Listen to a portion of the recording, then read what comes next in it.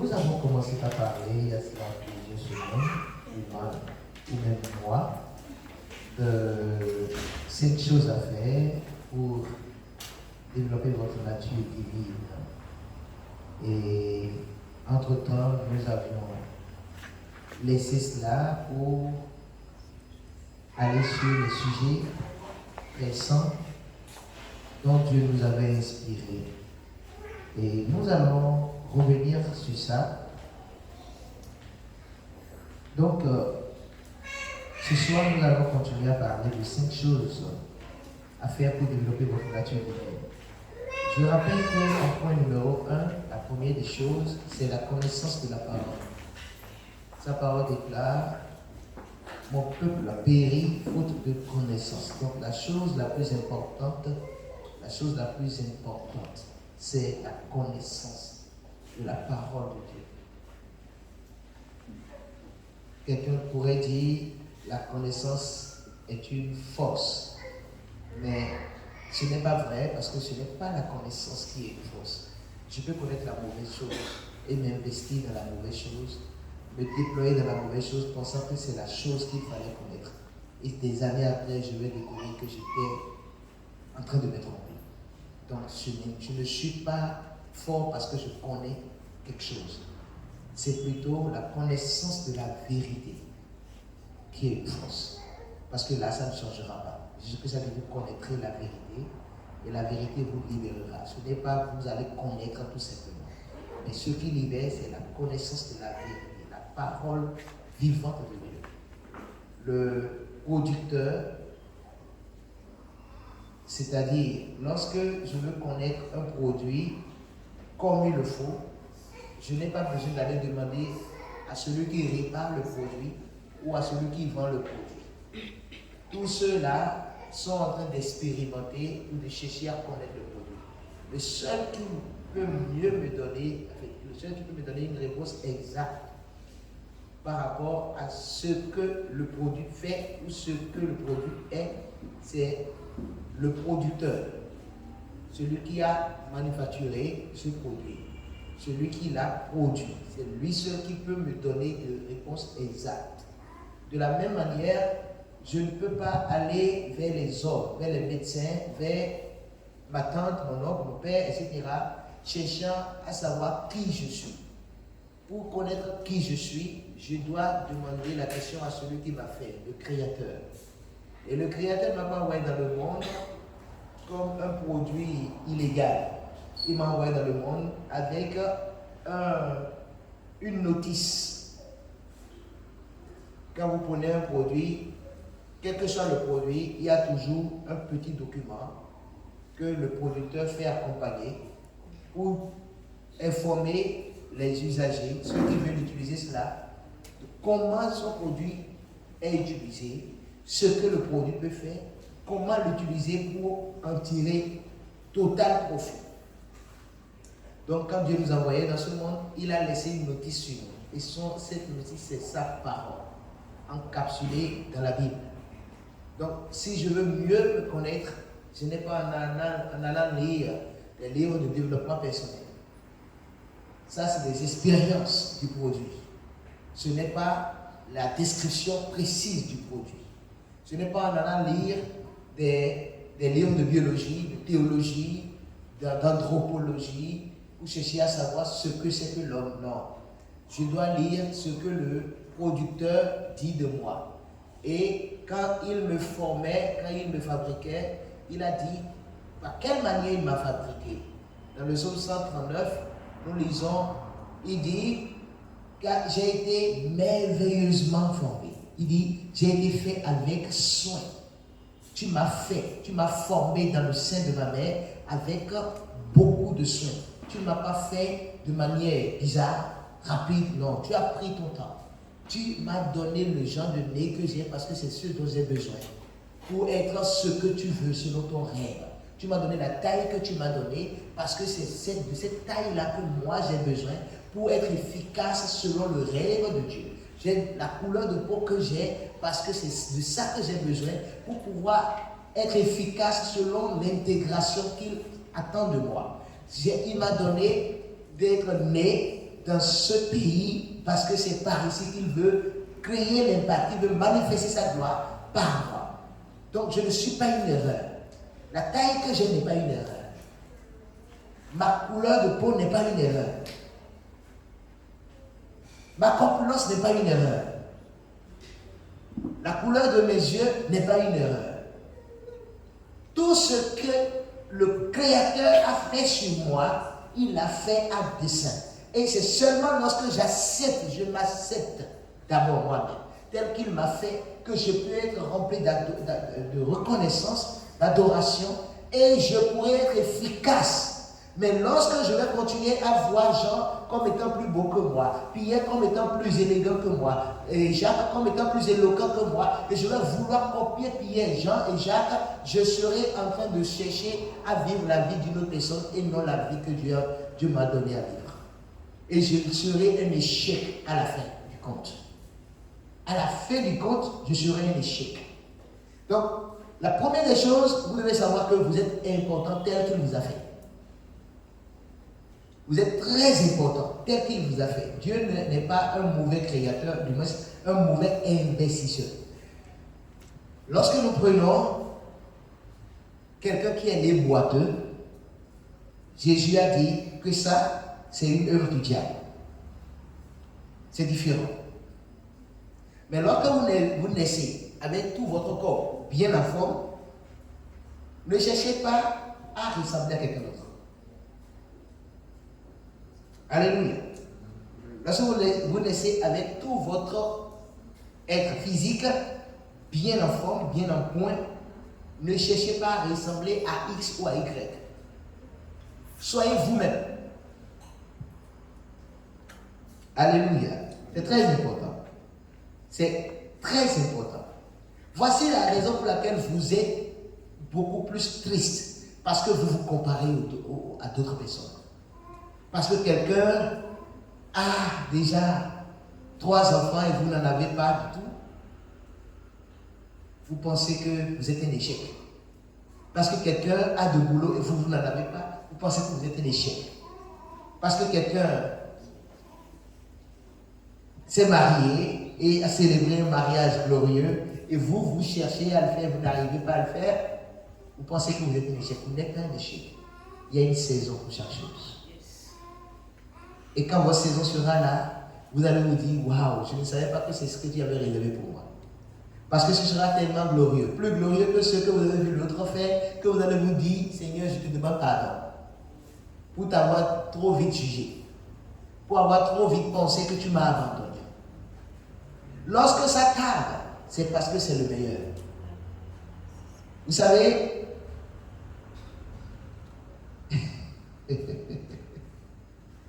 lorsque vous voyez un artisan faire un produit, plus le produit lui prend du temps, plus le produit aura de la valeur. Mais lorsque c'est tic-tac, ça sort, ce produit pourrait être facilement copiable, ça peut aussi vite se gagner. Parce qu'on n'a pas pris le temps qu'il faut pour tester, pour bien faire, pour s'assurer que non, quand ça sera lancé sur le marché, ça va battre en plein. Vous voyez? C'est la même chose. Lorsque votre miracle tarde, c'est parce que ça doit venir de manière parfaite et glorieuse. Vous ne devez pas vous plaindre parce que ça tarde. Ce n'est pas un refus. C'est plutôt une meilleure organisation. Alléluia. Dieu m'a permis de toucher à la richesse matérielle, la richesse financière, après mes 30 ans. C'est-à-dire quoi? Pendant toute ma vie, je n'ai connu que galère. Vraie galère. Quand nous disons galère, ce n'est pas galère, c'est vrai. Vous comprenez ça? J'ai connu toutes sortes d'humiliations. J'ai connu toutes sortes de manques. Pendant tout ce temps, le Seigneur forgeait le caractère en moi. Il forgeait l'humilité en moi. Il forgeait en moi la capacité à gérer.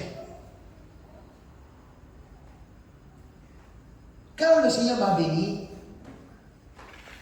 je me suis réalisé que s'il m'avait béni 15 ans plus tôt, je serais mort.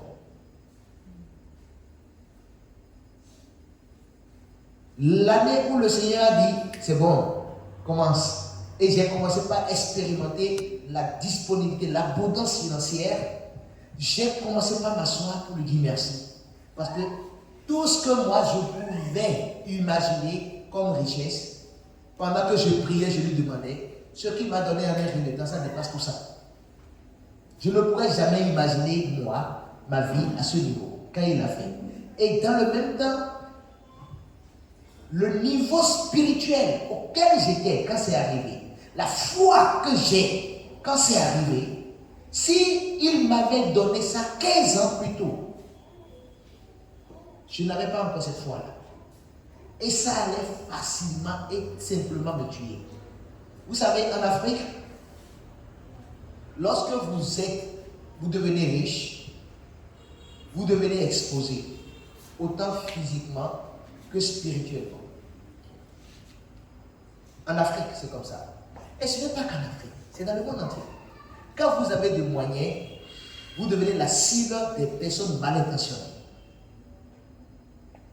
Ceux qui cherchent l'argent, et ils trouvent qu'ils peuvent avoir ça chez vous. Du coup, ils commencent par réfléchir à comment faire pour vous attaquer, pour vous voler, pour faire tout ce qui est négatif, histoire d'avoir votre richesse à vous. Maintenant, en Afrique, c'est le pays. Parce que dans les pays où les gens n'ont pas les moyens mystiques, au moins eux, ils réfléchissent physiquement. Ils utilisent les moyens d'arnaque, ou le système judiciaire, ou le système... Bref, ils utilisent tout ce qui est administratif, physique. Tu peux voir ça venir. Mais en Afrique, c'est les deux. D'accord? Celui qui viendra te voir comme un ami, une tante, un frère, un oncle, qui dira que Dieu te bénisse, ah vraiment nous sommes contents, mais dans son cœur, il est venu avec quelque chose d'autre. Pendant qu'il te serrait la main, nous sommes contents, c'est prends ça, tu vas mourir cette nuit. Pourquoi tu seras riche et mon enfant n'est pas riche? Moi, je n'ai jamais eu cette richesse-là. Et toi, tu as ça comme ça, tu verras. Pendant que tu penses à lui, ah, ça c'est mon oncle. Il m'a toujours aimé depuis que j'étais enfant pour que je vais lui construire une maison. Pendant que toi, tu as de bonnes intentions, lui, il cherche à te détruire. Maintenant, si tu n'as pas un background spirituel solide, tu es déjà une proie. On ne saura pas pourquoi tu es mort. Tu es sur son volant, un camion vient t'écraser. On dira, ah, il est mort par accident. Ce n'est pas naturel. C'est à cause de l'argent que tu as. Quelqu'un allait donner ton nom. Quelqu'un fait quelque chose sur toi. Ou on t'empoisonne. Des fois, ceux qui t'empoisonnent ne sont même pas physiques. Est-ce que vous ne le savez pas? Ils viendront, ils vont juste apparaître dans ta cuisine. Oui.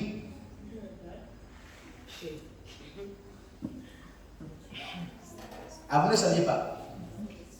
Ils vont juste apparaître dans ta cuisine. Juste après que ta femme aura fini de préparer. Ils savent que ça c'est ton repas. Parce qu'ils voyaient tout déjà. Comment tout se passait. Maintenant, ils apparaissent juste au moment où on doit te servir toi. Et on met ça dedans, on disparaît encore. Maintenant, si tu n'as pas un background spirituel assez chargé pour que ta maison soit zone interdite, tu es exposé. Pourquoi tu es exposé? Parce que tu as quelque chose. Là où vous êtes aujourd'hui, il y a beaucoup qui ne pensent pas à vous parce que vous n'avez rien. On est d'accord? On ne pense pas à vous. Bon, lui, il n'est pas un facteur. Mais lorsque vous allez commencer par rouler juste une nouvelle moto, neuve, vous allez attirer l'attention des gens. Lorsque vous aurez une voiture, ça devient plus sérieux. Lorsque vous allez inaugurer votre propre maison, ça devient plus sérieux. Et lorsque vous voyez une fois à la télé, et vous faites l'inauguration d'une nouvelle entreprise, c'est fini pour vous.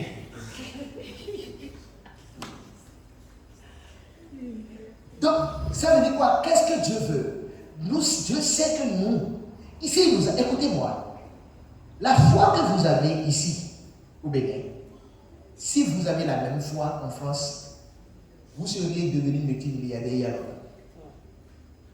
Écoutez-moi très bien.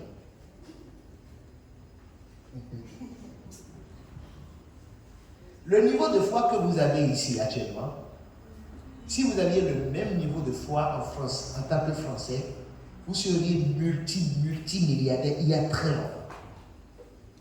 Parce que les réalités là-bas sont beaucoup plus physiques que spirituelles. Et si vous rentrez dans le règne de l'esprit et vous bougez la chose, et ça vient, si ce n'est que les petits démons là, vous les avez déjà sous vos pieds. Si ce n'est que le système du diable lui-même, vous l'avez déjà vaincu. Le problème, c'est que l'esprit humain négatif est plus fort que les démons.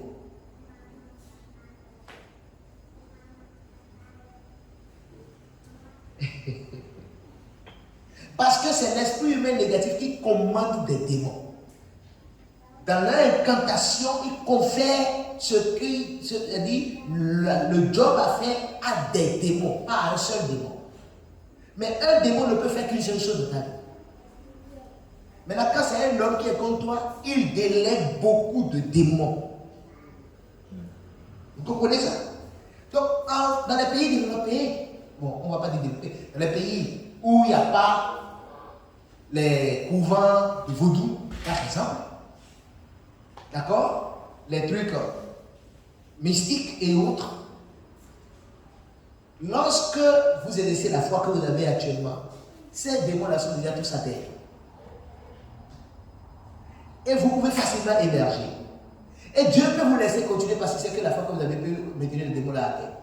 Mais du moment où là où vous êtes, votre foi n'est pas que pour combattre seulement les démons. Il a dit, mais pour renverser toute forteresse. Il a appelé ça forteresse. Parce que c'est des gens qui ont des pensées de négativité dure. Ils ne veulent jamais comprendre que quelqu'un peut réussir sans eux. C'est des forteresses. Il dit, car nos âmes sont puissantes pour renverser les forteresses. Donc, là, Dieu veut que vous ayez les armes de Dieu qui pourront vous permettre de renverser les forteresses. Raison pour laquelle la richesse n'est pas voilà. Pourquoi? Parce que vous n'êtes pas prêt. Donc, si vous voulez que ça s'accélère, vous pouvez accélérer votre formation. Donnez-vous plus de temps dans la parole de Dieu. Faites plus ce que la parole dit. Manifestez. Ça dit quoi? Relatez plus avec la parole. Communiez plus avec la parole. Restez plus soumis à la parole de Dieu. Parce que ce n'est que la confiance totale en Dieu qui peut vous amener dans votre richesse. La Bible déclare, le juste sera délivré dans son héritage par la connaissance. Donc ton héritage est là. Mais puisque tu n'as pas la connaissance qu'il faut, si Dieu te laisse là, ça va te détruire. C'est un peu comme un bébé ou un enfant de 12 ans qui ne connaît pas bien l'usage d'une arme à feu. Il ne sait pas quand il faut se retenir. Il faut maîtriser sa tempérance. Et vous lui remettez une arme. Quand il sera en train de discuter avec un enfant qui va lui parler, il va sortir ça. Il va tirer. Parce qu'il n'a pas la maîtrise de soi. Gloire à Dieu. Alors donc, qu'est-ce que Dieu attend? Vous. Et vous dites tout le temps, j'attends Dieu. Non. Dieu vous attend et vous dites que vous l'attendez. Finalement, ça va venir comment? Dieu est plus prêt à vous donner ce que vous lui demandez que vous l'êtes à recevoir. Parce que vous ne l'êtes pas, vous n'êtes pas prêt. Là où vous êtes aujourd'hui, il y a des gens parmi vous, si Dieu vous donne, Dieu fait de vous un millionnaire, vous n'allez pas durer 2 ans. Vous allez soit commencer par courir vers eux, parce qu'ils vont tellement vous attaquer que vous allez commencer par aller dans leur monde pour chercher la protection, ou bien vous allez mourir. C'est la raison pour laquelle il y a des gens que Dieu a enrichis, mais qui ont fini avec ça. Ils n'ont fait aucun degré pour devenir riches. Mais ils ont commencé par faire des degrés pour pouvoir maintenir leur richesse. Ils ont quitté la voie de Dieu. Pourquoi? Parce qu'ils étaient tellement attaqués. Ils ont compris que ce qui se passe dans leur vie, ce n'est pas naturel, c'est surnaturel. Quelqu'un derrière eux. Et même si personne était derrière toi, ils viennent te dire que quelqu'un est derrière toi parce qu'ils veulent te soutirer de l'argent. Et avant que tu le saches, tu es avec eux. Et c'est ça maintenant qui va commencer par créer ton déclin. Parce qu'une fois que tu déclines spirituellement, le reste peut facilement s'écrouler. C'est là que vous êtes obligé d'aller faire des pactes. D'aller faire des pactes. Finalement, on vous dira, il faut faire tel sacrifice tous les jours ou chaque mois. Il faut faire ci, sinon. Et c'est fini. Votre vie est foutue, c'est terminé. Et c'est ce que Dieu ne veut pas pour vous. Parce que Dieu sait que vous êtes dans un environnement où c'est plus facile d'aller là que de rester dans la foi.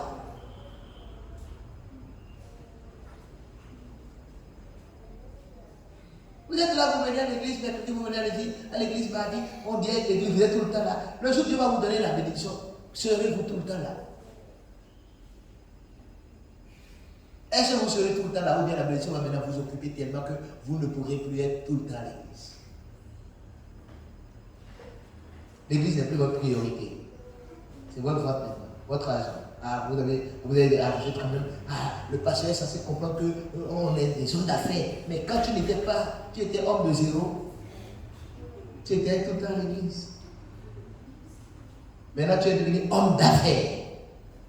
Et tu n'es plus tout le temps à l'église. Il a dit un jour à Benson Idaosa, mon père spirituel, Dieu lui a dit un jour, quand je te donne un statut, ne deviens pas une statue. Vous avez compris ça? Quand je te donne un statut, ne deviens pas une statue. Vous avez compris la nuance? Quand on dit statut, un statut c'est un statut social. Un grand social.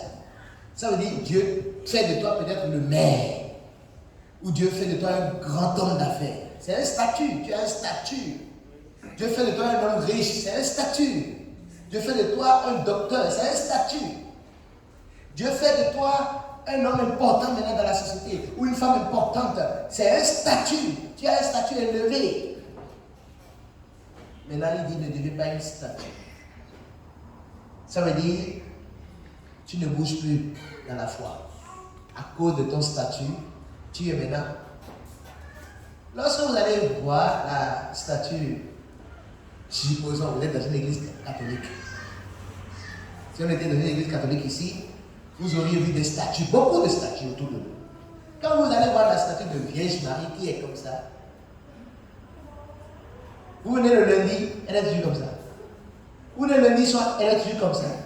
Vous venez mardi, mercredi, 2 ans après, elle est toujours comme ça, elle ne bougera jamais. Le jour où elle va bouger, vous allez trouver ça normal, vous allez fuir. Parce que vous savez qu'une statue ne bouge pas. Donc, lorsque Dieu vous bénit et vous devenez statue, c'est fini pour vous. Parce que si Dieu vous donne la richesse, c'est pour que son œuvre évolue. La première des raisons pour laquelle Dieu bénit ses enfants, c'est pour sa propre gloire. Dieu est comme ça. Il nous a créés pour son plaisir. Dieu a créé Adam pour avoir un ami avec qui discuter, quelqu'un d'égal à égal, avec qui il peut parler, donner son cœur, ouvrir son cœur, parler de ses projets, partager ses secrets avec. Les gens sont des serviteurs, il ne peut pas se mettre au même pied d'égalité avec eux, commencer par leur dire t'es là aussi, c'est pas ça. Non. Dieu veut un ami. Et pour ça, il a créé Adam. Et c'est la raison pour laquelle il était content de discuter avec Abraham. Il a appelé Abraham mon ami. Dieu a dit, est-ce que je fais quelque chose sans le dire, sans demander l'avis de mon ami Abraham? C'est ce qu'il voulait dans Adam. C'est ce qu'il voulait. Avant de détruire Sodome et Gomorrhe, Dieu est souverain. Il n'a pas besoin de demander l'avis de quelqu'un. On peut juste voir Sodome et Gomorrhe sont détruits. Dieu a dit, je ne vais pas le faire sans demander à mon ami. C'est ce que Dieu veut de vous. Est-ce que vous pouvez être l'ami de Dieu? C'est la foi qui a fait appeler Abraham ami de Dieu. Jacques chapitre 2. Ce n'est pas les œuvres de la foi que Abraham a été appelé ami de Dieu. Ami de Dieu. Est-ce que Dieu peut vous appeler son ami? Le jour où vous devenez ami de Dieu, Dieu vient comme il veut chez vous. Et il parle avec vous. Il aime ça. Dieu l'a fait. Il est allé jusqu'à appeler David l'homme selon mon cœur. Ça, c'est un ami précieux. C'est l'homme qui est selon le prototype, selon la pensée du Créateur. Voilà comment je veux que l'homme soit. C'est ce qu'il disait quand il dit l'homme selon mon cœur. Pour qu'un homme me plaise, voilà le type d'homme que je veux. Quand il a appelé David. Est-ce que Dieu peut vous regarder et dire la même chose? Lisons quelque chose. Jacques chapitre 2. Lisons à partir du verset 1er. On ira vite. Jacques chapitre 2. Je vais lire ça le dimanche dernier. Mais là, je vais le lire aujourd'hui. Mes frères, que votre foi en notre glorieux Seigneur, Jésus-Christ, soit exempte de toute acception de personne. Il dit que notre foi en notre Seigneur Jésus-Christ soit exempte. Retour sur le verset 1er. J'aime bien comment il a présenté le Seigneur Jésus-Christ. Il a dit en notre glorieux. En notre glorieux Seigneur Jésus-Christ. Soit exempt de toute acception de personne. Vous savez ce qu'on appelle acception de personne, non? Lorsque vous faites la discrimination. C'est ça qu'on appelle acception de personne. Lorsque, parce que tel donne bien à l'église, il est maintenant l'ami du pasteur. L'autre ne trouve rien à donner, on le critique tout le temps. Il n'est pas ami du pasteur, il n'est rien du tout. Il ne peut jamais s'asseoir devant parce qu'il ne donne pas. Gloire à Dieu. Quand vous venez chez nous ici, tu peux donner tout. Tant que tu n'es pas leader, tu ne peux pas donner. Et tu peux être leader, tu ne donnes rien. Ou tu n'as rien à donner. Tu es quand même devant parce que tu es leader. C'est ce que Dieu veut. Dieu veut que nous fassions les choses selon son cœur. Et non selon ce que les autres font. C'est une bonne chose de donner. C'est une bonne chose d'être un donneur. C'est très bien, c'est très bon même. D'accord? Mais lorsque c'est à cause de ce que tu donnes qu'on va te donner une place, ça devient un problème. Lorsque c'est parce que tu es très riche et l'autre est très pauvre, qu'on doit te donner toi une place et mépriser l'autre, ça devient un problème. C'est ce qui est écrit là. Regardez le verset 2. Il dit, verset 2. Supposez, en effet, qu'il entre dans votre assemblée un homme avec un anneau d'or, un habit magnifique, et qu'il entre aussi un homme, un pauvre, misérablement vêtu. Ils sont en train de parler là de quoi? Deux personnes de classes différentes. Quelqu'un qui a l'argent, physiquement on le voit, il est bien habillé, il a de l'or, bien habillé. Et l'autre est pauvre. Si tournant vos regards vers celui qui porte d'habits magnifiques, vous lui dites, toi, assis-toi ici, à cette place d'honneur. Et si vous dites au pauvre, toi, tiens-toi là debout, ou bien assis-toi au-dessous de mon marche-pied. Assis-toi par terre ici. Ah, tu n'es pas bien habillé. Assis-toi là. Ah, monsieur, non, asseyez-vous. Vous lui donnez une bonne chaise. Mais l'autre, tu peux rester debout là-bas. Il n'y a pas de place. Mais il y a des places. Parce qu'il est mal habillé. Non, il ne faut pas le mettre devant. Derrière. Mais l'autre, parce qu'il est bien habillé. C'est bon. Pas parce qu'il est seulement bien habillé, mais parce qu'il est riche. Le verset suivant. Ok. Le verset suivant. Ne faites-vous pas en vous-même une distinction et ne jugez-vous pas sous l'inspiration de pensées mauvaises? Est-ce que vous n'êtes pas en train de faire une discrimination? C'est ce que Dieu dit. Regardez la suite. Écoutez, mes frères bien-aimés, Dieu n'a-t-il pas choisi les pauvres aux yeux du monde pour qu'ils soient riches en la foi et héritier du royaume qu'il a promis à ceux qui l'aiment. Dieu a choisi les pauvres, Pierre et autres, tous ceux-là. Ce n'étaient pas les plus riches de Jérusalem, ce n'étaient pas les plus riches d'Israël.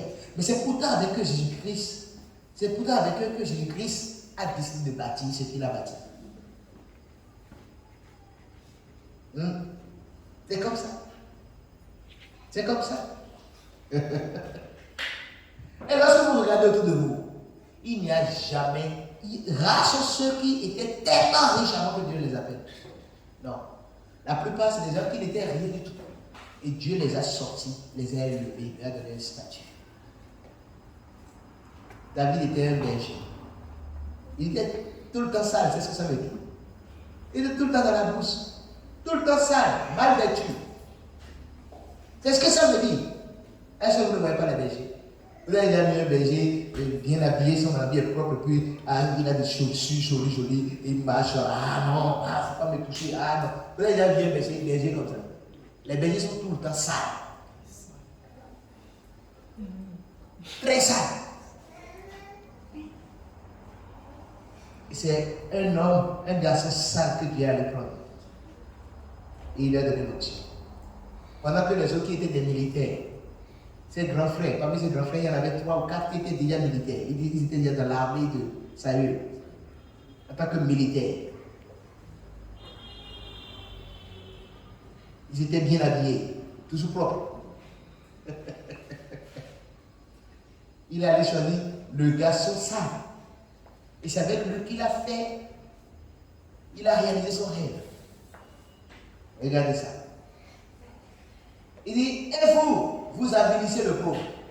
Ne sont-ce pas les riches qui vous oppriment et qui vous traînent devant les tribunaux? Malheureusement, c'est ça. Quand vous avez un problème avec un pauvre, parce qu'il n'a pas d'argent, il cherche à continuer à manger, il va vous confier à Dieu. Et continuer son chemin. Mais quand c'est un riche et il sait qu'il a les moyens pour vous faire du mal, pour répondre, il a osé me faire ça, ouais, mon avocat, hey, tel viens ici. Tout ça c'est l'argent. Vous avez déjà vu un pauvre appeler un avocat? Regardez, la Bible dit là, et vous avilissez le pauvre. C'est-à-dire que vous méprisez le pauvre. Il dit, ne sont-ce pas les riches qui vous oppriment et qui vous traînent devant les tribunaux? J'ai déjà vu une fois dans l'église où j'étais, un jeune homme, c'était un leader et il était dans les affaires. Je ne sais pas ce qui s'est passé. Honnêtement, je ne connais pas le fond de la situation. J'ai juste appris quand il y a eu des problèmes. Il y avait un homme riche dans la congrégation qui importait du riz, qui fait du riz, vend du riz et des tomates en main. Il en importe beaucoup. Il est très riche. Donc je ne sais pas ce qui s'est passé, mais il s'est fait que finalement l'homme riche a décidé d'enfermer le jeune homme qui était leader là. Les deux étaient tous à l'église. Il a décidé de l'enfermer. Et c'est quand l'affaire d'enfermer quelqu'un là est sorti, jusqu'à ce qu'il a même gardé à vue. Et lorsque l'affaire là est sortie, que nous on a été au courant de ce qui se passait, comment il lui aurait remis de l'argent pour importer quelque chose pour lui, et l'autre aurait bouffé l'argent ou bien détourné, ou je ne sais ce qui s'est réellement passé. Et finalement, il a décidé de l'enfermer. Quelqu'un dira, comment il peut le faire? Il peut faire ça. Ça dépend. Est-ce que vous étiez là? Vous savez ce qui s'est réellement passé? Est-ce que vous savez qu'il y a beaucoup de loups parmi nous qui se déguisent en agneau? Il y a plein de gens qui viennent à l'église, pas parce qu'ils aiment Jésus-Christ, mais parce qu'ils veulent arnaquer quelqu'un. Ils vont rester dans le système, ils vont tout faire. Tout ce que vous dites, ils vont tout faire. Vous allez penser qu'ils sont des frères engagés, mais ils ont un objectif. Gagner la confiance des gens pour finir par commencer par couper les gens. Je vous dis la vérité. C'est pour ça que vous devez avoir le Saint-Esprit, le discernement du Saint-Esprit, avant d'engager quelque affaire, que ce soit avec un homme. Ok. Pas tous ceux qui disent je suis leader, je suis pasteur, qui le sont bien. Faites attention. il y en a, ils vont se soumettre, ils vont faire tout le système, ils vont faire école de base, ils vont faire graduation, ils vont devenir leader de cellule, ils vont faire tout, ils vont même tout faire. Si le pasteur n'a pas le discernement, il peut même les choisir pasteur aussi. Je me rappelle, en 2021, j'avais un staff autour de moi qui faisait des propositions de ceux qui doivent devenir diacres, tout, pasteurs, tout ça. Et tellement, j'avoue, devant Dieu, ils avaient eu une certaine influence sur moi parce qu'ils étaient nombreux. C'était 11 pasteurs autour de moi. Et quand ils choisissent, ils viennent comme ça, je suis obligé de dire d'accord, d'accord. Je me rappelle, on a fini de choisir les diacres ici. On a prié pour des diacres et diaconesses. Et l'une d'entre les diaconesses s'était transformée en sorcière et voulait tuer quelqu'un. C'est la vérité. Mais elle était diaconesse. Et elle insultait, tu vas mourir, je vais te tuer. À l'église. Ce n'était pas Dieu, ce n'est pas qu'on est venu nous faire un point. Que il y a telle personne qui a fait. Non, non, c'est dans l'église que ça a été fait. Ça veut dire, ce n'est pas tous ceux qui viennent à l'église qui sont réellement les nouveaux. Faites attention. Il y a des frères qui viennent pour juste vous voler. Surtout les jeunes filles. Je vous dis la vérité. Ils ne viennent pas parce qu'ils aiment Jésus-Christ. Ils viennent parce qu'ils se disent, quand elle va voir que je suis engagé, elle va penser que je suis sérieux. Quand j'aurai ce que je veux, c'est fini. J'ai déjà vu une femme qui cherchait mari. Elle a eu de mari, son mari est mort. Elle a eu ça n'a jamais marché, elle n'a jamais eu d'enfant. Et elle est désespérée, elle est venue à l'église, cherchant un jeune homme à marier. Le jour où elle a pu mettre la main sur un jeune comme ça là, ils n'ont pas fait 3 mois encore dans l'église. Elle a tout fait pour le garder pour lui à cause des critiques des gens, parce qu'elle le dépasse d'environ 15 ans. Donc, pour que les gens ne critiquent pas la relation, elle a commencé par le déconnecter de nous tous qui étaient ses amis. Elle a commencé à dire non, il ne faut pas être avec lui. Et finalement, elle a tellement influencé. Lui-même a quitté l'église. L'a suivi et les deux sont partis. C'est pour vous dire, il y a des loups. Continuez d'avancer. Ne sont-ce pas ceux qui outragent le beau nom que vous portez? Vous savez comment ils outragent le nom? Le bon nom que nous portons, c'est le nom de Jésus-Christ. Ils outragent ce nom en conduisant les frères devant les paniers, en traînant les frères en Christ de tribunaux en tribunaux, de tribunal en tribunal, devant les paniers. Ils sont en train d'outrager le nom de Christ comme ça. Vous comprenez ce que ça veut dire? Alors, le verset suivant. Si vous accomplissez la loi royale de Moïse, selon l'Écriture, tu aimeras ton prochain comme toi-même. Vous faites bien. Continuons. Mais si vous faites acception de personne, vous commettez un péché, vous êtes condamné par la loi comme des transgresseurs. Si vous dites c'est la loi, vous ne vivez pas les 10 commandements, ça veut dire que vous devez tout faire. Vous ne devez pas faire une partie et laisser l'autre. Regardez la suite. Le verset 10. Car quiconque observe toute la loi, mais pêche contre un seul commandement, devient coupable de tous. Vous voyez ça? Le verset suivant. En effet, celui qui a dit, tu ne commettras point d'adultère, a dit aussi, tu ne tueras point. Or, si tu ne commets point d'adultère, mais que tu commettes un meurtre, tu deviens transgresseur de la loi entière. Ceux qui disent, non, moi je ne mens jamais. Je ne vais jamais mentir.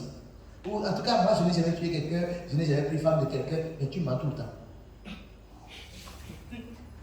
Tu es égal à celui qui tue quelqu'un.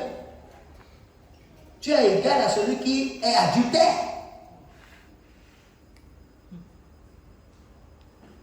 Parce que la loi dit de ne pas mentir. Tu ne mentiras pas, tu ne voleras pas.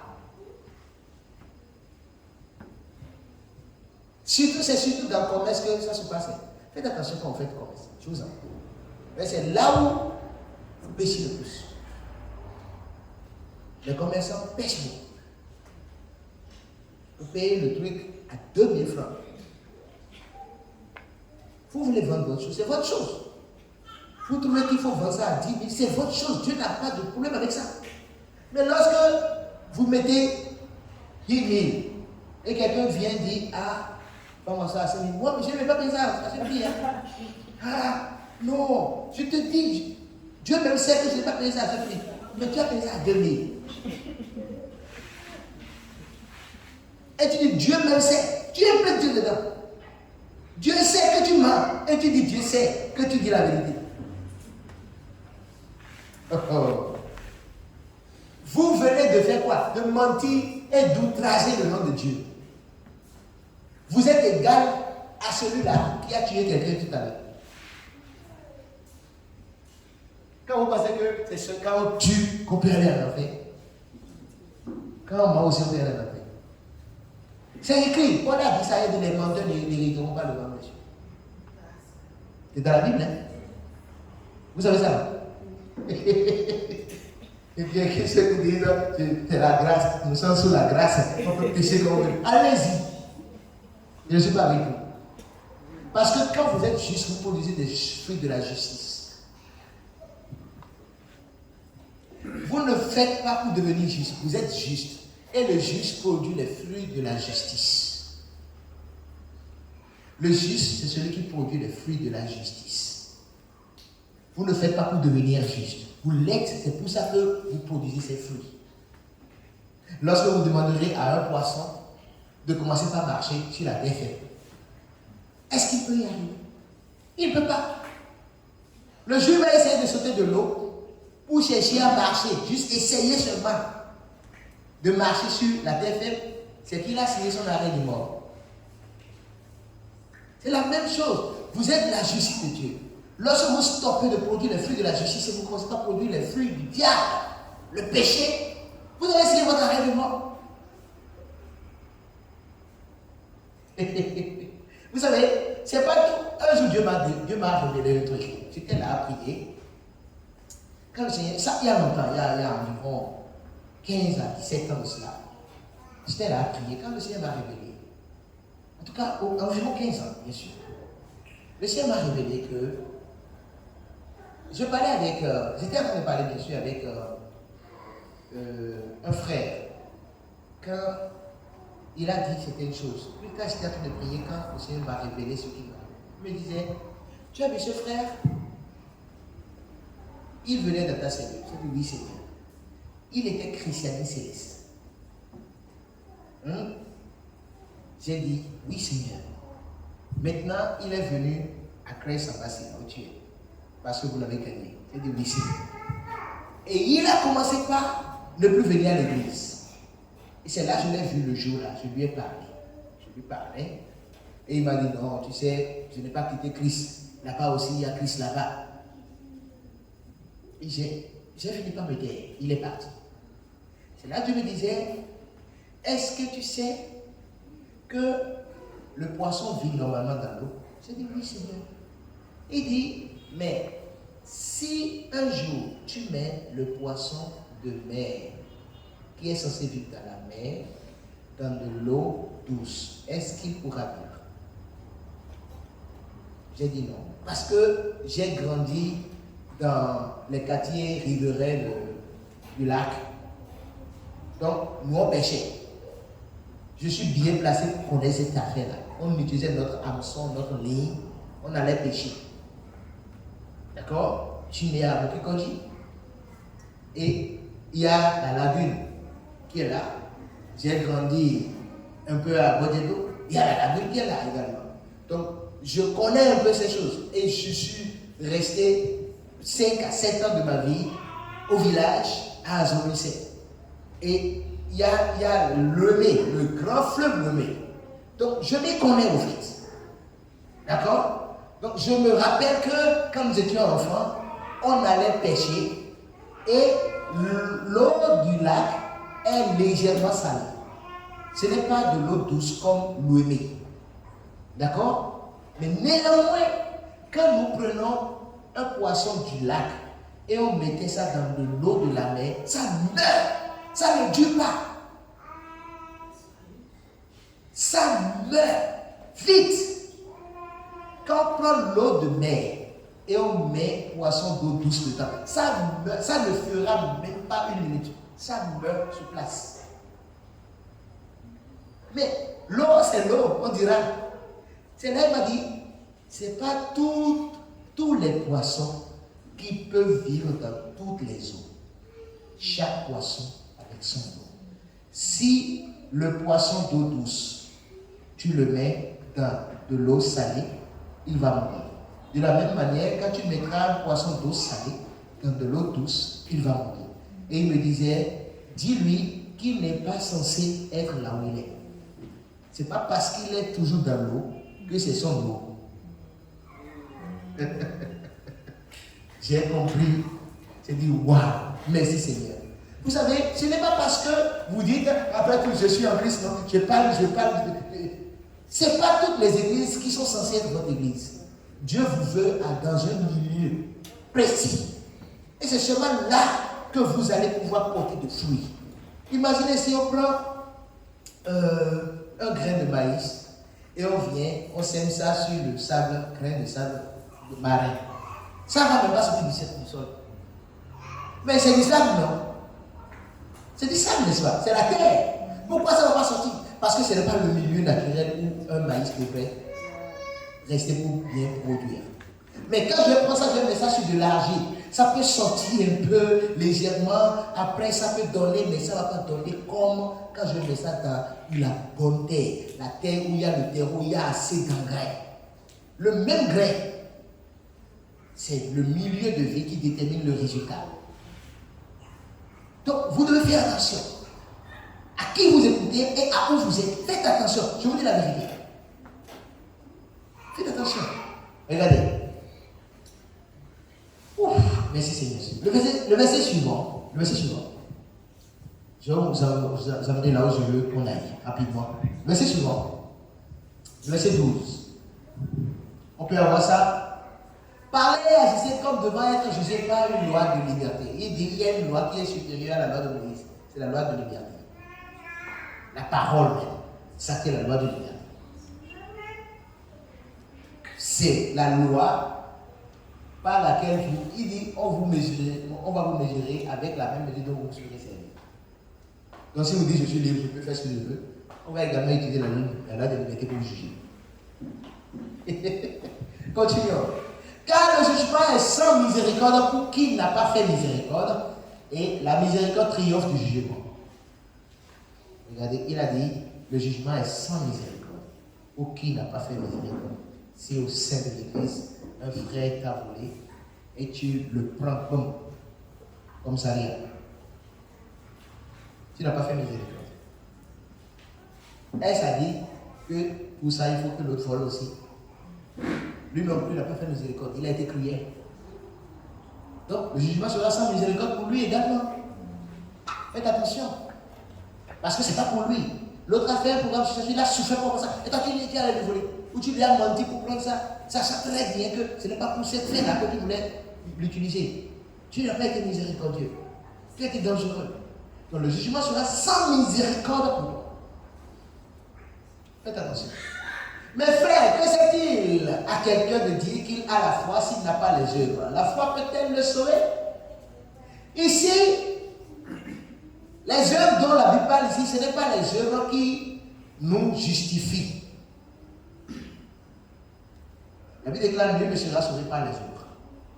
Ce n'est pas de ces œuvres-là qu'il parle. Ça veut dire que vous n'êtes pas encore sauvé et vous faites des choses, vous marchez droitement pour pouvoir être sauvé. Ça, c'est les œuvres de la loi. C'est différent. Maintenant, il y a les œuvres de la foi. Les œuvres de la foi, c'est je crois déjà et j'agis en fonction j'ai produit des œuvres de la foi. C'est-à-dire parce que je crois, je dis. Parce que je crois, je fais. Parce que je crois, je vais là où Dieu m'a dit d'aller. Parce que je crois que c'est les œuvres de la foi. C'est de ça qu'il parle ici. Vous voyez ça? Il dit, si un frère ou une sœur sont nus et manquent de la nourriture de chaque jour, continue, et que l'un d'entre vous leur dise, allez en paix, chauffez-vous, et vous rassasiez, et que vous ne leur donniez pas ce qui est nécessaire au corps. Et à quoi cela sert-il? Le frère est venu, il a fait, il n'a pas d'habit. Il dit, chers frères ou chers soeurs, chers frères, il dit, au nom de Jésus, Masakabaya, Ekoto, Shibaba, hey! Au nom de Jésus, habille. L'habit t'attend dehors. Quelqu'un va te donner l'habit demain. Tu vas manger, va, reçois-toi, mange. Alors que tu as toi, Dieu t'a déjà dit, Dieu l'a envoyé vers toi parce que Dieu l'a insoucié. C'est-à-dire, tu es la réponse à la prière qu'il a faite avant de quitter la maison. Parce que la nourriture est avec toi, l'habit est avec toi. Et tu as ça là. Donc, Dieu lui a mis à cœur d'aller te voir toi. Comme réponse à sa prière, Seigneur, donne-moi à manger. Et il arrive chez toi et au lieu d'agir, tu dis au nom de Jésus, quelqu'un va donner. Mais tu sais que tu peux le faire. Tu es un criminel. On devrait t'arrêter. Oui, je vous dis la vérité. Écoutez-moi, même la loi des humains préconise que quand quelqu'un a besoin d'assistance, c'est-à-dire, ils disent, pour non-assistance en personne en danger, on peut t'arrêter. On peut t'arrêter, n'est-ce pas? Même la loi des humains dit ça. Vous avez un danger, danger de faire. Tu as un danger de mort, non? Gloire à Dieu. Même la loi des humains dit ça. Et c'est la crise que nous trouvons qu'il faut être très spirituel.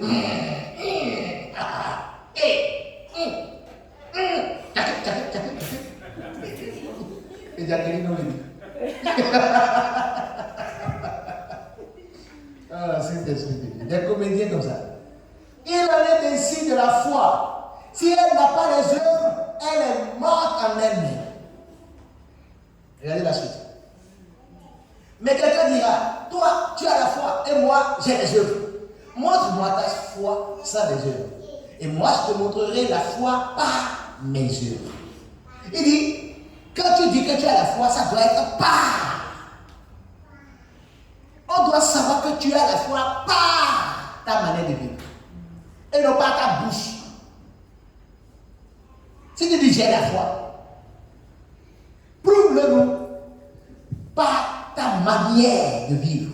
Il dit par comment tu vis, par tes œuvres, par ta manière de parler, par ta manière d'agir, par tes œuvres.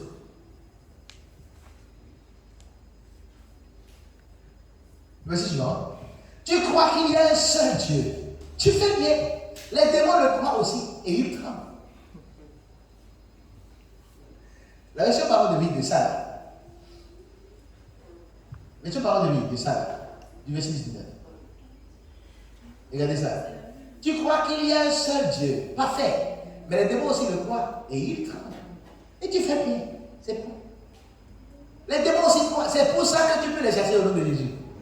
S'ils n'y croyaient pas, ils allaient dire qu'est-ce qu'ils racontent. Quand tu as dit au nom de Jésus, tu te chasses, ils vont dire tu dis quoi? C'est parce qu'ils croient. Ils croient tellement la capacité, la force toute puissance de Dieu de les détruire que quand on les chasse, ils fuient en même temps. Parce qu'ils ne veulent pas les détruire. Ils savent que Dieu peut les détruire. Ils ont peur. Remarquez-toi. Il a dit ils croient et ils tremblent. Quand tu crois et ta foi te fait trembler, c'est-à-dire la croyance, pas la foi. La croyance te fait trembler, c'est la peur. D'accord? C'est la peur. Donc, ils croient tellement qu'ils tremblent, ils ont peur de Dieu. Vous dites, moi, j'ai la crainte de Dieu. Hein. Tu as la crainte de Dieu. Et quelqu'un est venu te parler mal de notre frère et tu corrobores. Tu appuies ça. Avec quelle crainte? Quelqu'un est venu te dire, ah, tu sais, tel frère, moi je pensais qu'il était né de nouveau. Tu ne peux même pas. Si je te dis, tu n'as pas quoi? Dis-moi, tu as fait quoi? Le fait même déjà de dire, dis-moi, il a fait quoi? Tu n'as plus la crainte de Dieu. L'amour n'est pas dans les commérages, dans les médisances. La foi ne fait pas ça. Celui qui a la crainte de Dieu ne fait pas ça. Parce que celui qui a la crainte de Dieu voit Dieu dans son prochain. Et s'il ne peut pas critiquer Dieu, il n'osera pas critiquer son prochain. Je vous dis la vérité. Sa parole dit quoi? Comment pourras-tu aimer Dieu que tu ne vois pas? Si tu n'aimes pas ton frère qui est en face de toi. Tu es un menteur, c'est ce qu'il a dit. Si tu dis j'aime Dieu, mais que tu n'aimes pas ton frère, tu mens, c'est ce qu'il a dit. Donc si tu dis j'aime Dieu, est-ce que tu peux insulter Dieu? Donc tu ne peux pas dire que tu aimes Dieu alors que tu n'aimes pas ton frère. Point final. Il dit celui qui est rancunier, celui qui colporte la médisance est un criminel. C'est ce qu'il a dit. Celui qui colporte, celui qui relaie les mauvaises informations, les fausses informations sur les frères, c'est un criminel. C'est un meurtrier. C'est ce que la Bible dit. C'est un meurtrier. Parce que ce que tu es venu dire tranquillement là, l'autre peut tellement prendre ça jusqu'à se fâcher et vouloir se bagarrer et ça peut engendrer la mort de quelqu'un. Tu n'as pas vu. Je me rappelle, il y avait un frère, il était chrétien. Et il était à la maison, un jour, quand il y avait une locataire, une dame qui avait des enfants dans la maison où il était, lui, il était chez ses parents. Et ils ont des chambres à louer en dehors de leur chambre où eux-mêmes ils vivaient, avec leur mère à la maison. Et un jour, il y avait un enfant de la dame locataire qui, elle est souvent violente. Elle aime taper les autres enfants pour le plaisir, quoi. Elle aime faire ça. Pas parce que les autres enfants lui ont fait des isolés, mais elle sera là seulement, elle va se lever, boum, donner des coups, elle ne commence pas à rire et continuer sur ce chemin. Donc, le frère était là. Plusieurs fois, il a dit, hey, on ne fait pas ça, stop. Donc finalement, il était là quand la petite est venue taper son enfant. Et il a dit, je t'ai dit qu'on ne fait pas ça. Et a tapé la petite aussi. Ce qui est logique. Vous croyez, tout enfant est votre enfant. Vous devez avoir un cœur assez grand pour accepter que l'on corrige vos enfants quand ils font mal. Vous les aidez comme ça, vous les éduquez mieux. Quand quelqu'un touche votre enfant et puis vous commencez à vous bagarrer avec les maisons, vous êtes diabolique. Je vous dis la vérité. Qu'est-ce qui s'est passé? Au moment où l'autre a tapé l'enfant, sa propre mère était là et avait vu que ce que la petite avait fait était mauvais et que son fils avait bien fait normalement de corriger la petite. Mais elle a mal pris ça. Et l'autre n'a pas calculé, il est allé dans sa chambre, il a amené son enfant dans sa chambre, c'est fini. Plus tard, qu'est-ce qui s'est passé? Il était à la maison quand la maman de l'autre était rentrée. Et c'est sa propre maman qui appelle la maman de l'autre. Pour dire, ah, ce qui s'est passé ici aujourd'hui, c'était mauvais. Hein? Mon fils a tapé ta fille. Et la manière dont il a tapé, moi, je ne suis pas d'accord. Donc, elle a présenté la chose de sorte que l'autre dame s'est enflammée. Encore qu'elle a vu que la maman de l'autre, qui est l'aînée de l'enfant qui a été abusé et l'autre a réagi là. Encore qu'elle a vu que la mémé était de son côté, elle s'est enflammée, elle est allée attraper à Jacques. En même temps, elle a attaché ceinture. Elle est venue, papa, attaquer à la porte de l'autre frère. C'est une maison voisine dans le temps. Attaquer à la porte de l'autre du frère. Ils sont montés dans son visage. Pourquoi tu as tapé mon enfant? Et bagarre a commencé. Sérieusement. Elle n'était pas là. Elle n'a pas vu ce qui s'est passé. Mais quelqu'un a été dangereux en colportant la médisance. Et ça a amené problème jusqu'au commissariat. Oui. Vous devez faire attention à ce que vous reportez. Vous pouvez penser que ça ne veut rien dire, mais vous ne savez pas comment l'autre va prendre ça. Faites attention. Vous êtes un meurtrier quand vous faites ce genre de truc. S'il y avait une mort de personne, c'est la faute à qui? À la maman. Vous voyez ça? Faites attention. Faites vraiment attention. Là, Dieu. Il croit qu'il y a un seul Dieu. Va faire. Mais les démons aussi le croient. Et ils tremblent. Retourne sur l'autre version. Et passe au verset suivant. Veux-tu savoir, ô homme vain, que la foi sans les œuvres est inutile? Abraham, notre père, ne fut-il pas justifié par les œuvres lorsqu'il offrit son fils Isaac sur l'autel? Regardez, quand il est allé offrir son fils, Dieu a dit, tu es justifié. Tu as tellement cru en moi que tu as agi. Ce n'est pas juste je crois. Je t'ai éprouvé et tu as prouvé que oui, tu crois réellement. C'est quand il est allé offrir à Isaac, Dieu a dit, ne touche pas à l'enfant. Je voulais savoir si tu allais m'obéir. Et Dieu l'a déclaré juste.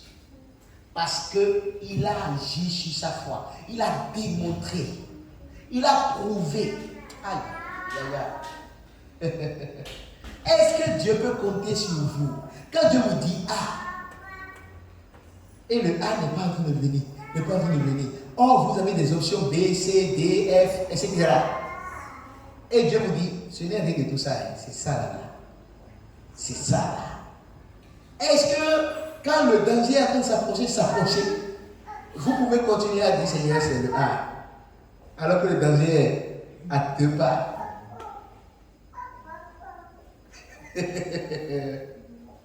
Dieu a dit à Abraham, tu auras Isaac de Sarah. Et Abraham continuait à vieillir. Dieu lui a dit ça quand il avait 70 ans. 30 ans après, environ 25 ans, plus de 30 ans, on dit plus de 25 ans après, l'enfant n'était toujours pas encore là. Et Abraham vieillissait. Il voyait la tombe venir. Il voyait le cercueil. Il s'imaginait sans enfant. Jusqu'à ce qu'il a fini par dire à Dieu, regarde, tu m'as dit que tu vas me donner d'enfant. Maintenant voilà, je suis en train de mourir. Et c'est Eliezer, celui qui est né dans ma maison, qui sera mon héritier. Je n'aurai pas moi-même d'héritier. Parce que l'homme n'était plus là à ce moment. Il dit, c'est lui qui sera mon héritier. Pourquoi? Il a parlé quoi? L'incrédulité. Quand vous appelez Abraham le père de la foi, vous pensez qu'il a fait du jour au lendemain. Abraham a lutté. Il a lutté avec la parole de Dieu aussi. Il a lutté pendant plus de 25 ans. C'est pour ça que ça a traîné.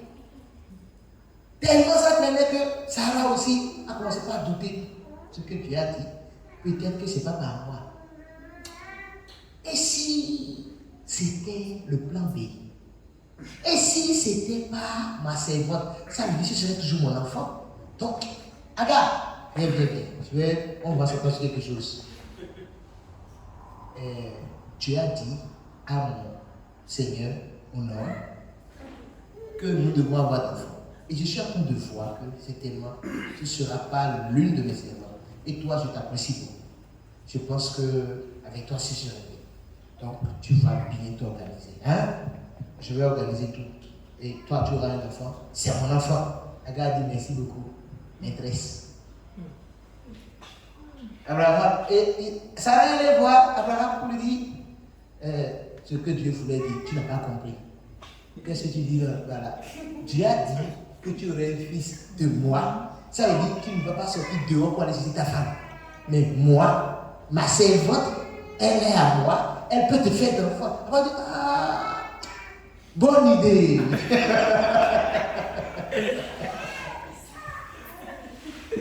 Gloire à Dieu. Abraham a accepté. Et Agar est allé. Agar est tombé enceinte. Agar a fait d'enfant. Et ça a été contente. J'ai un fils, j'ai un fils. Abraham était content. J'ai vérité de Dieu. Ta parole est vraie. Merci beaucoup. Ce n'était pas la parole de Dieu là, ça. Oui. Quand vous voulez aider Dieu, vous créez des problèmes. Pour toujours. Pour toujours, vous créez des problèmes pour l'éternité. Si Abraham n'avait pas écouté ça, l'islam ne serait jamais né. Et l'islam ne serait pas retiré le christianisme tous les jours maintenant. Depuis toutes ces années, jusqu'à aujourd'hui, le problème là, ça n'a pas fini. Hamas, Israël, bande de Gaza, Israël, Iran, Israël, la guerre, c'est à cause de ça. Parce que l'histoire a été connue que Sarah a chassé Agar et son fils Ismaël de la maison. Et que les deux ont failli mourir dans le désert. Ah bon? Elle a fait ça à notre ancêtre. On va voir ça. Depuis des milliers d'années, la guerre n'a pas stoppé à cause de ça. Si elle n'avait pas cherché à aider Dieu, elle aurait eu Isaac seulement. Et il n'y aurait pas cette guerre éternelle. Vous voyez ça? Il y a des choses que vous faites pour chercher à aider Dieu, ça vous met dans des problèmes. Dieu finit par donner la réponse. Mais la réponse devient maintenant, ce que vous avez fait là devient maintenant un problème que la réponse doit être en train de gérer tout le temps. Et vous n'êtes pas content avec la réponse finale.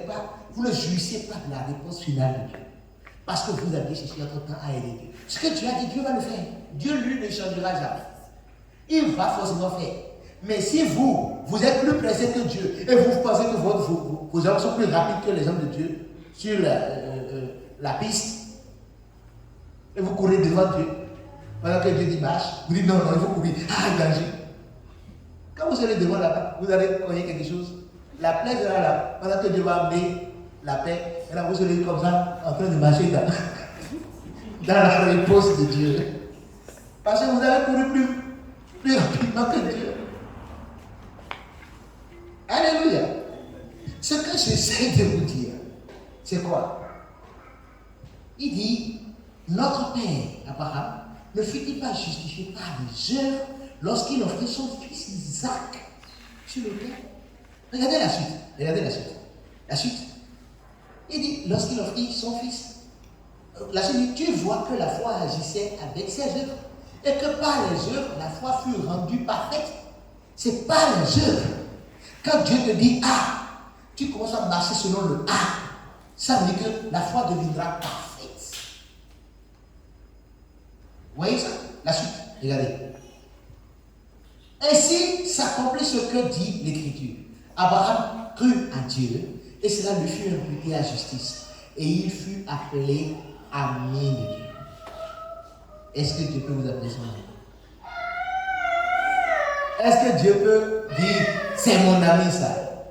Je suis fier de lui. Ça c'est mon ami. Je l'aime, il m'aime.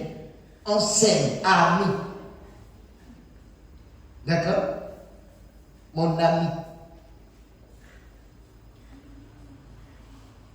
On ne dit pas deux. Quand on dit un là, on s'entend sur le un.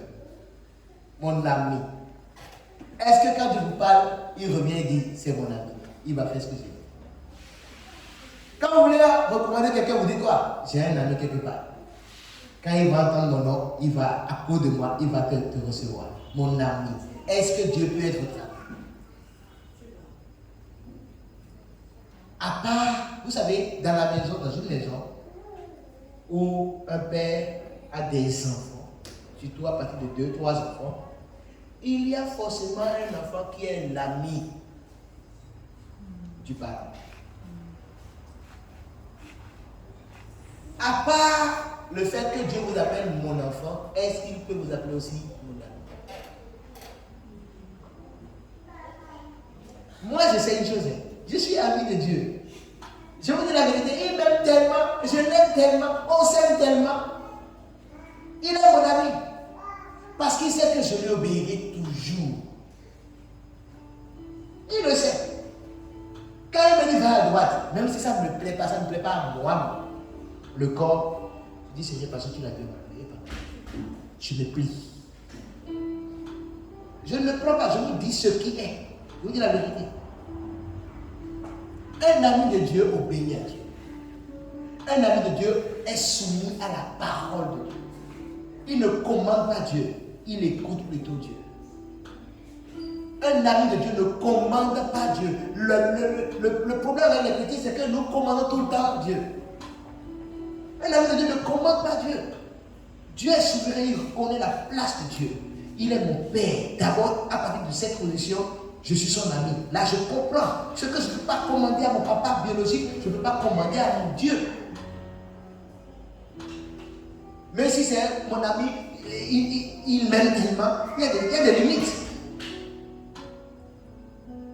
C'est comme, parce que papa, tu as maintenant 20 ans, et ton père c'est toi, l'enfant préféré, un jour tu viens, et papa, lève-toi, va me chercher de l'eau là-bas. Tu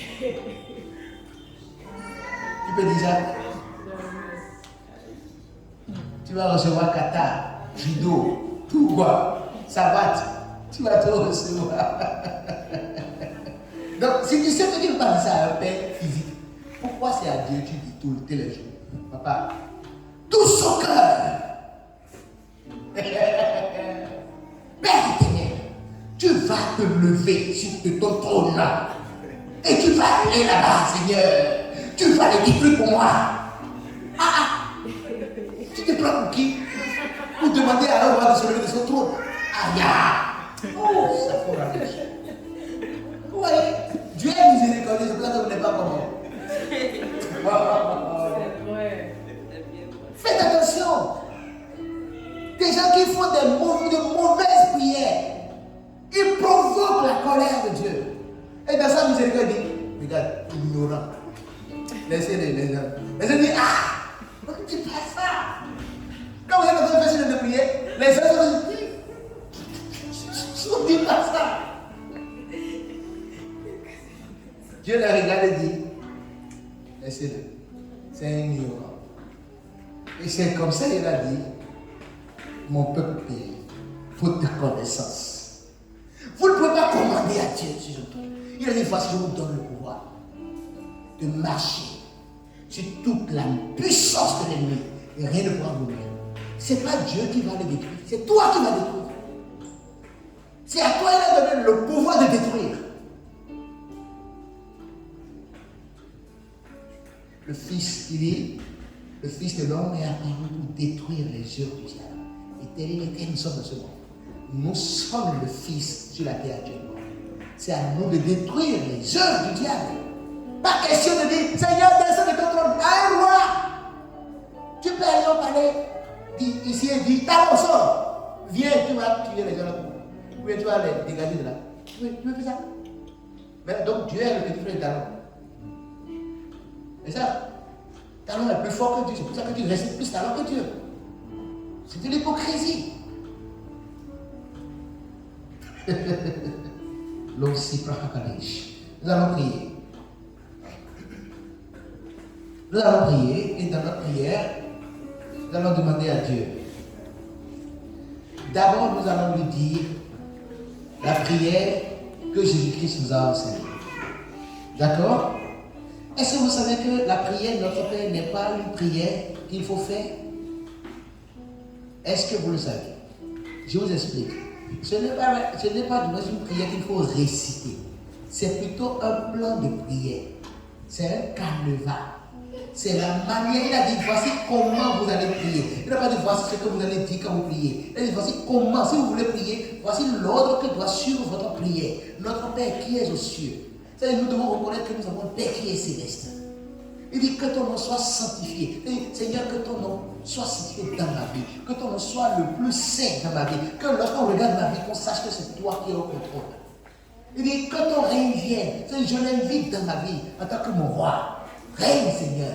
Règne dans ma vie. Et que ta volonté soit faite sur la terre comme elle est faite au ciel. Fais ta volonté. Que ce soit ta volonté. Jésus-Christ nous a montré ce baptême.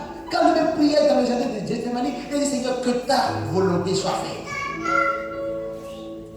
C'est de ça qu'il s'agissait. Il dit, donne-nous aujourd'hui notre Père Jésus. Dieu pourvoit toujours. Il dit, aujourd'hui, Seigneur, pourvois encore. Je te remercie parce que tu le feras encore. Je te remercie parce que tu le feras encore. Et il a dit, pardonne nos offenses, comme nous pardonnons à ceux qui nous ont offensés. Ça veut dire, Seigneur, je veux apprendre à pardonner. Si je n'ai pas un cœur qui pardonne, aide-moi à pardonner. Parce que je sais que quand je le fais, tu le fais également. Toi, tu me pardonnes toujours. Il est attiré notre attention sur le cœur de pardon que nous devons déployer, développer. Et il dit maintenant, ne nous soumets pas à la tentation. Ça veut dire quand je prie, je dois dire, Seigneur, ne me soumets pas. Il y a des tentations dans lesquelles vous ne seriez pas si vous faisiez tout le temps cette prière. Parce qu'il a dit, ne nous soumets pas à la tentation.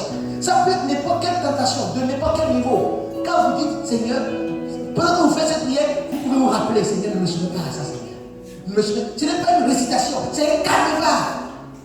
C'est un plan de prière. C'est le baptême assure. Alléluia. Ne nous soumets pas à la tentation, mais délivre-nous du mal. Le Père peut nous délivrer du mal. Délivre-nous du mal. Délivre-nous de la puissance de l'ennemi, de tous les plans de l'ennemi. Délivre-nous, Seigneur. Il sait comment il va le faire. Il n'a pas besoin de se lever de son trône. Il a des anges pour opérer pour lui. Sa parole. La Bible déclare qu'il a envoyé sa parole pour les sauver. Donc sa parole est là pour nous sauver. Il dit, car c'est maintenant la bataille, le règne, la puissance et la gloire pour l'éternité. Ça veut dire, à la fin, je commence par le louer. Je commence par reconnaître qu'il est le Seigneur, qu'il est le roi, qu'il est le Tout-Puissant. Et je te loue, Seigneur, parce que tu les exauces toujours. Béni sois-tu, Seigneur. C'est ça la prière de notre Père. Ce n'est pas une récitation, c'est un carnaval. Nous allons prier de cette manière. Pendant que nous prions de cette manière, nous allons lui demander de nous pardonner toutes nos erreurs. Toutes les fois où nous avons mal entretenu, nous nous sommes mal entretenus avec lui. Toutes les fois où par mauvaise compréhension, nous lui avons donné des commandes, nous lui avons manqué de respect, nous lui demandons pardon. Et nous lui demandons de nous apprendre comment relater avec lui. Et pendant que vous parlez en langue, ne parlez pas de la gorge, parlez du cœur.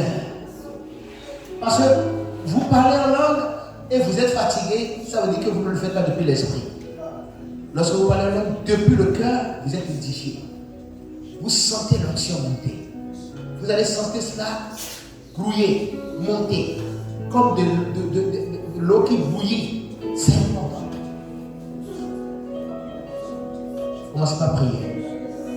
Dis on breve de la gauche. Et l'île sur Abraham et le comment, chapitre 10. Et Ganon, c'est Abraham et le village. Abraham, c'est Abraham et le village.